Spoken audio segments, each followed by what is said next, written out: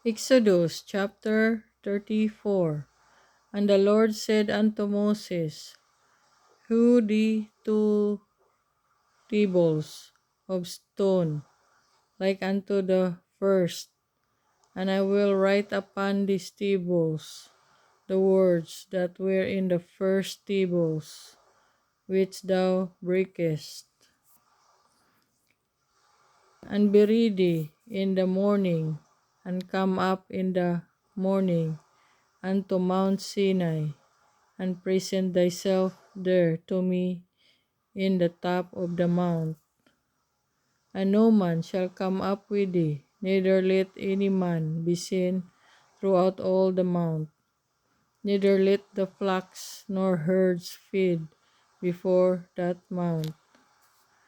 And he hewed 2 tables of stone, like unto the first. And Moses rose up early in the morning, and went up unto Mount Sinai, as the Lord had commanded him, and took in his hand the 2 tables of stone. And the Lord descended in the cloud, and stood with him there, and proclaimed the name of the Lord.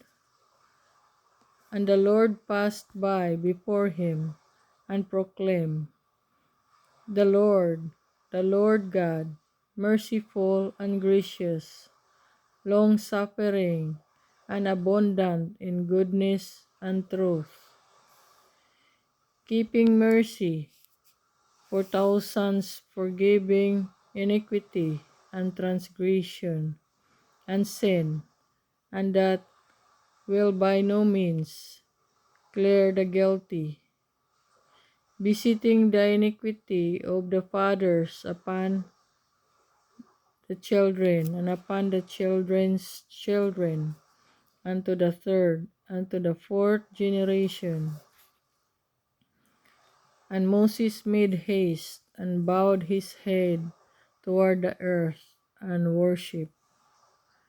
And he said, If now I have found grace in thy sight, O Lord, let my Lord, I pray thee, go among us, for it is a stiff-necked people, and pardon our iniquity and our sin, and take us for thine inheritance. And he said, Behold, I make a covenant before all thy people. I will do marvels such as have not been done in all the earth, nor in any nation. And all the people among which thou art shall see the work of the Lord. For it is a terrible thing that I will do with thee. Observe thou that which I command thee this day. Behold, I drive out before thee the Amorite, and the Canaanite, and the Hittite, and the Perizzite, and the Hivite, and the Jebusite. Take heed to thyself, lest thou make a covenant with the inhabitants of the land whither thou goest, lest it be for a snare in the midst of thee. But ye shall destroy their altars, break their images, and cut down their groves. For thou shalt worship no other God, for the Lord, whose name is jealous, is a jealous God. Lest thou make a covenant with the inhabitants of the land, and they go a whoring after their gods, and do sacrifice unto their gods, and one call thee, and thou eat of his sacrifice. And thou take of their daughters unto thy sons, and their daughters go a whoring after their gods, and make thy sons go a whoring after their gods.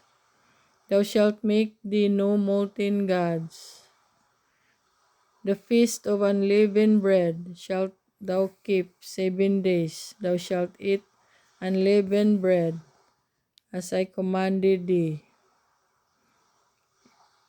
In the time of the month Abib, or in the month Abib, thou camest out from Egypt. All that openeth the matrix is mine, and every firstling among thy cattle, whether ox or sheep, that is male. But the firstling of an ass thou shalt redeem with a lamb, and if thou redeem him not, then shalt thou break his neck. All the firstborn of thy sons thou shalt redeem, and none shall appear before me empty. 6 days thou shalt work, but on the seventh day thou shalt rest. In airing time and in harvest thou shalt rest. And thou shalt observe the feast of weeks of the first fruits of wheat harvest, and the feast of ingathering at the year's end. Thrice in the year shall all your men children appear before the Lord God, the God of Israel. For I will cast out the nations before thee, and enlarge thy borders. Neither shall any man desire thy land, when thou shalt go up to appear before the Lord thy God, thrice in the year. Thou shalt not offer the blood of my sacrifice with leaven, neither shall the sacrifice of the feast of the Passover be left unto the morning. The first of the first fruits of the land thou shalt bring unto the house of the Lord thy God. Thou shalt not set a kid in his mother's milk.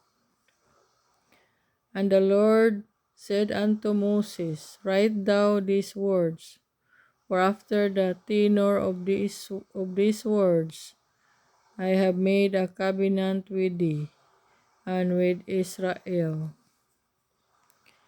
And he was there with the Lord 40 days and 40 nights.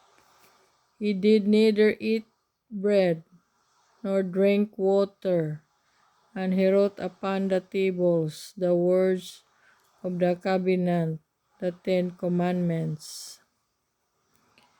And it came to pass, when Moses came down from Mount Sinai, with the 2 tables of testimony in Moses' hand, when he came down from the mount, that Moses wasted not the skin of his face shone while he talked with him. And when Aaron and all the children of Israel saw Moses, behold, the skin of his face shone, and they were afraid to come nigh him. And Moses called unto them, and Aaron and all the rulers of the congregation returned unto him, and Moses talked with them. And afterward all the children of Israel came nigh, and he gave them in commandment all that the Lord had spoken with him in Mount Sinai. Until Moses had done speaking with them, he put a veil on his face. But when Moses went in before the Lord to speak with him, he took the veil off until he came out. And he came out and spake unto the children of Israel that which he was commanded. And the children of Israel saw the face of Moses, that the skin of Moses' face shone, and Moses put the veil upon his face again, until he went in to speak with him.